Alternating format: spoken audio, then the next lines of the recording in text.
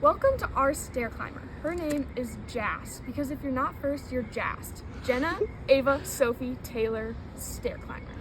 All right, so looking close up at our stair climber. So this is our gearbox, we've called it. So the drill attaches to this small axle here. There's 2 ball bearings inside of here so that this can stay level. And then we attached our small sprocket here so that it can spin our larger sprocket that's attached to this wheel. Then the wheels are attached together by nuts on the axle. We've struggled a little bit making sure that they're even, which is why a lot of other teams have axles connecting here. But our initial idea was to put the wheels on the outside, so we weren't able to have those supports. And I think that is one of the reasons that we had a tough time allowing it to get motorized. Okay, for here we built the frame just like the mini project, with a piece that goes under and a piece that goes over. And then we created a plastic drill bed, as we call it, that is holding the drill up.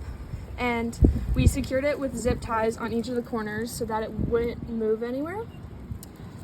Here we attached the tailpiece, but we ran into a slight issue where right here it would bend up, which is why we picked a piece of scrap wood to allow it to stay secure so that it can't bend from that joint right there. And then back here we just have the tailpiece that has a few small wheels at the end.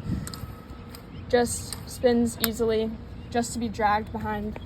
These are our retractable fingers that allow the stair climber to climb the stair. So the idea was that it hits the stair and then pushes it up so that the next time it hits the stair, it will push the other one up again. They slide pretty nicely and it works really well in theory. We're happy with the design. But we realized that we wouldn't be able to put it exactly in the middle because the axle is poking through the wheel. That hasn't turned out to be much of a problem. This is our large sprocket. We 3D printed it. We wanted it to be pink because we're like that. There's a ball bearing inside on this edge and as well as on the other edge on the other side so that the axle can spin freely within the frame. Yep. Up here you can see that we spaced the sprocket from the wheel by 2 nuts under there so that when the chain spins around, it wouldn't hit anything.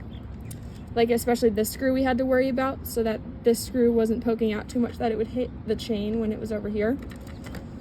And then we also have a washer in there that's holding the sprocket away from the actual frame and making sure it doesn't get too close.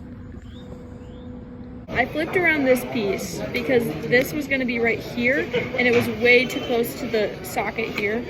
Because if this was here, this was here and they were touching. So I moved her back, which is perfect because look at how well she fit right there.